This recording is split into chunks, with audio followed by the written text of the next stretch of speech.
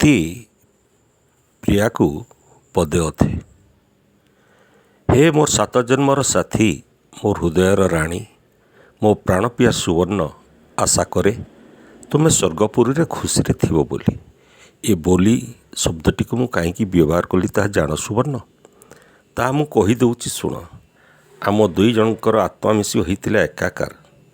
ମୁଁ ତ ଅଧା ଆତ୍ମାକୁ ଧରି ରହିଗଲି ଏ ପୃଥିବୀ ପୃଷ୍ଠରେ, ଆଉ ଅଧା ଆତ୍ମାକୁ ଧରି ତୁମେ ଚାଲିଗଲ ସ୍ୱର୍ଗପୁରୀକୁ। ଅଧୁରା ଆତ୍ମାରେ ତୁମେ କୁଆଡ଼ୁ ଶାନ୍ତି ପାଇପାରିବ ଯେ? ମୁଁ ବି ଅଧା ଆତ୍ମାରେ ଶାନ୍ତି ପାଇପାରୁନି ସୁବର୍ଣ୍ଣ, ଶାନ୍ତି ପାଇପାରୁନି।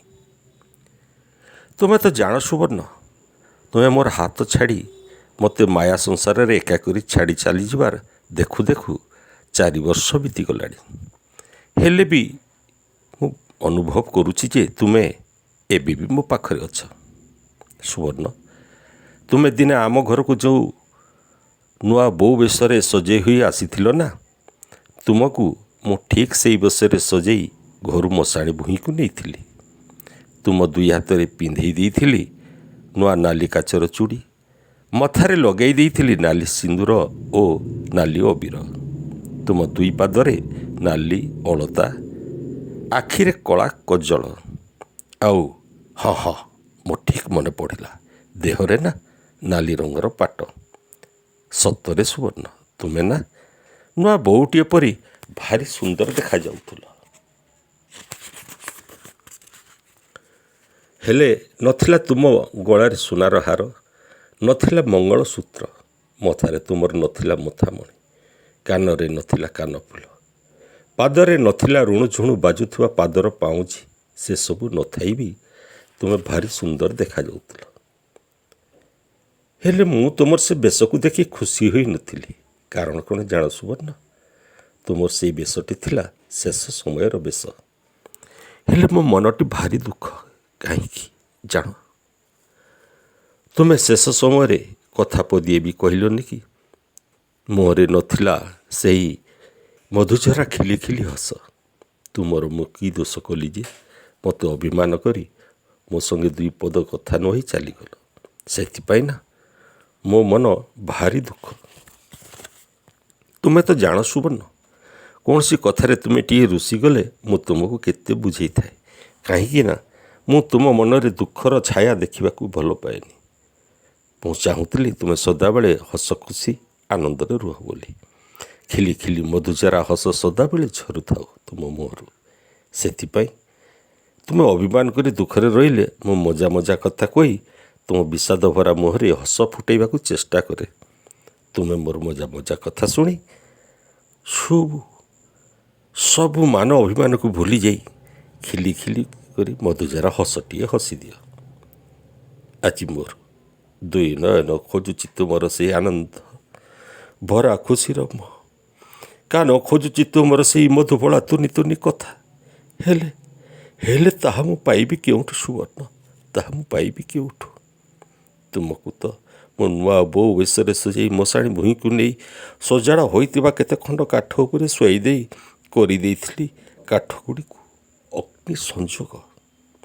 ମୋର ଅଗ୍ନି ସଂଯୋଗ କଲା ପରେ କାଠଗୁଡ଼ିକ ହୁତୁ ହୁତୁ ଜଳି ଉଠି ନିମିଷକ ମାତ୍ରେ ତୁମର ସେଇ ଗୋରାତକ ସୁନ୍ଦରିଆ ଶରୀରକୁ ଭସ୍ମ କରି ଦେଇଥିଲା ମୁଠାଏ ପାଉଁଶ। ସେ ଦୃଶ୍ୟ ଦେଖି ମୁଁ ନିଜକୁ ସମ୍ଭାଳି ପାରୁନଥାଏ। ତୁମେ ଜଳୁଥିଲ କାଠର ଜୁଇରେ, ଆଉ ମୁଁ ଜଳୁଥିଲି ତୁମର ବିଚ୍ଛେଦ ବିରହ ଜୁଇରେ। ସେ ଦୃଶ୍ୟ ଦେଖି ହୃଦୟରେ ମୋର ମାଡ଼ି ଆସୁଥିଲା ନୀଳ ସମୁଦ୍ରର ଜୁଆର ଭଳି ହୃଦୟ ଫଟା କୋହ। ଛାତି ମୋର ଫାଟି ଯାଉଥିଲା। ମୋ 2 ନୟନରୁ ଝରୁଥିଲା ଶ୍ରାବଣ ମାସର ଧାରା ପରି ଲୁହ। ଆଜି ବି ମୋର ସେଇ ଦୃଶ୍ୟଟି ମନେ ଅଛି ସୁବର୍ଣ୍ଣ, ମନେ ଅଛି। ସେଇ ଦିନଟିକୁ ମୁଁ ଭୁଲିବି କେମିତି ଯେ? ସେଇ ଦିନ ପରା ମୁଁ ସାରା ଜୀବନ ପାଇଁ ହୋଇଯାଇଥିଲି ସାଥୀହରା। ହଁ ସୁବର୍ଣ୍ଣ, ସାରା ଜୀବନ ପାଇଁ ହୋଇଯାଇଥିଲି ସାଥୀହରା। ହଁ ସୁବର୍ଣ୍ଣ, ତୁମ ସାଥେ ବିତେଇଥିବା ହସ ଖୁସିରେ ପ୍ରତ୍ୟେକ ମୁହୂର୍ତ୍ତ ମୋର ମନେ ଅଛି। ସେ କଥା ମନେ ପଡ଼ିଲେ ମୋର ହୃଦୟ ଫାଟିଯାଏ। 2 ଆଖିରୁ ଝରି ପଡ଼େ 2 ଧାର ଲୁହ। ମନେ ଅଛି ସୁବର୍ଣ୍ଣ, ଆଜି ବି ମୋର ମନେ ଅଛି। ମୁଁ କାରଖାନାରେ 8 ଘଣ୍ଟା ଅକ୍ଳାନ୍ତ ପରିଶ୍ରମ କରି ଘରକୁ ଫେରିଥାଏ। ତୁମେ ମୋର ଫେରିବା ପଥକୁ ବାହାର ବାରଣ୍ଡାରେ ଚାତକ ପକ୍ଷୀ ପରି ଭୋକ ଉପାସରେ ବସି ଅନେଇ ରହିଥାଅ। ମୁଁ ଗେଟ୍ ଖୋଲି ତୁମ ମାଧୁର୍ଯ୍ୟ ଭରା ହସ ହସ ମୁଖମଣ୍ଡଳଟିକୁ ଦେଖିଦେଲେ ଯାଦୁଘରର ଯାଦୁ ଭଳିଆ ମୋ ଶରୀରରୁ କ୍ଳାନ୍ତି ଦୂର ହୋଇ ଯାଇ ଶରୀର ଓ ମନରେ ଉତ୍ପନ୍ନ ହୋଇଯାଇଥାଏ ପ୍ରଫୁଲ୍ଲତା। ଓଠରେ ମୋର ଭାସି ଆସିଯାଇଥାଏ ହସର ଜୁଆର। ମୋର ସବୁ ମନେ ଅଛି ସୁବର୍ଣ୍ଣ, ମୋର ସବୁ ମନେ ଅଛି। ହେଲେ ମୁଁ କେବେ ଚିନ୍ତା କରିନଥିଲି ଯେ ତୁମେ ମୋତେ ଆମର ଏ ହସ ଖୁସିର ଜୀବନର ଚଲାପଥ ମଝି ରାସ୍ତାରେ ଏକା କରି ଛାଡ଼ି ଚାଲିଯିବ। ସୁବର୍ଣ୍ଣ, ତୁମେ ବିଶ୍ୱାସ କର କି ନ କର, ତୁମେ ଚାଲିଗଲା ଦିନଠୁ ନା କେମିତି ହସନ୍ତି ମୁଁ ତାକୁ ପୁରାପୁରି ଭୁଲି ଯାଇଛି। ତୁମେ ତ ନେଇ ଚାଲିଗଲ ମୋ ଓଠରୁ ହସ ବଦଳରେ ଦେଇଗଲ ଆଖିରେ ଅଶ୍ରୁର ଧାର, ହୃଦୟରେ ମୋର ଦେଇଗଲ ବିରହର ଯନ୍ତ୍ରଣା। ଏ ମାଟିର ଶରୀରରେ ପ୍ରାଣଟା ଅଛି, ହେଲେ ମୋର ହୃଦୟଟା ତ ତୁମରି ପାଖରେ। ମୁଁ ତୁମକୁ ଭୁଲି ପାରୁନି ସୁବର୍ଣ୍ଣ, ଭୁଲି ପାରୁନି। ମୁଁ ତୁମକୁ କଥା ଦେଉଛି ସୁବର୍ଣ୍ଣ, ମୁଁ ତୁମକୁ କଥା ଦେଉଛି। ତୁମେ ସ୍ୱର୍ଗରେ ରହି ଶୁଣ, ମୋର ଶରୀରରେ ଶେଷ ନିଶ୍ୱାସ ଥିବା ପର୍ଯ୍ୟନ୍ତ ମୁଁ ତୁମକୁ ଭୁଲି ପାରିବିନି। ହେଲେ ତୁମେ ସ୍ୱର୍ଗରେ ଥାଇ ମୋତେ ବି କଥା ଦିଅ ଯେ ମୋ ଶେଷ ନିଶ୍ୱାସ ସମୟରେ ତୁମେ ଥରୁଟିଏ ଆସି ମୋତେ ଦେଖାଦେବ ସୁବର୍ଣ୍ଣ, ଥରୁଟିଏ ଆସି ଦେଖାଦେବ।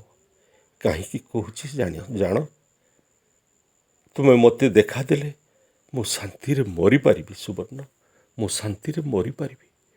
ଏହା ତୁମ ପ୍ରତି ମୋର ଶେଷ ଅନୁରୋଧ। ହଁ ସୁବର୍ଣ୍ଣ, ମୁଁ ଜାଣେ ତୁମେ ଅଫେରନ୍ତା ପଥରର ଯାତ୍ରୀଟିଏ। ତୁମେ ସେହି ପଥକୁ ନିଜେ ବାଛି ନେଇଛ।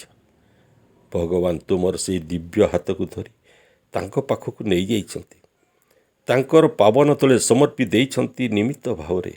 କାହିଁକି ଜାଣ ସୁବର୍ଣ୍ଣ, ତୁମ ହୃଦୟ ଥିଲା ପବିତ୍ର ଓ ନିଃସ୍ୱାର୍ଥପର।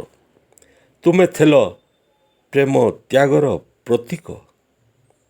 ସେହି କରୁଣାମୟ ପ୍ରଭୁଙ୍କ ପାଖରେ ମୋର ଏତିକି ନିବେଦନ ଯେ ଆସନ୍ତା ଜନ୍ମରେ ପୁଣି ଥରେ ତୁମ ହାତକୁ ମୋ ହାତ ସହିତ ଛନ୍ଦି ଦିଅନ୍ତୁ। ଆମେ 2 ଜଣ ମିଶି ଗଢ଼ିବା ଏ ଜନ୍ମରେ ଗଢ଼ିଥିବା ସୁନାର ସଂସାର ଭଳିଆ ସଂସାରଟିଏ। ତୁମେ ମୋରି ଅପେକ୍ଷାରେ ଥାଅ ସୁବର୍ଣ୍ଣ, ମୋରି ଅପେକ୍ଷାରେ ଥାଅ। ମୁଁ ଖୁବ୍ ଶୀଘ୍ର ତୁମ ପାଖକୁ ଆସୁଛି ଖୁବ୍ ଶୀଘ୍ର ତୁମ ପାଖକୁ ଆସୁଛି। ଇତି ତୁମର ବିରହ ଜୁଇରେ ଜଳୁଥିବା ତୁମର ହତଭାଗା ସାଥୀ ପ୍ରମୋଦ କୁମାର।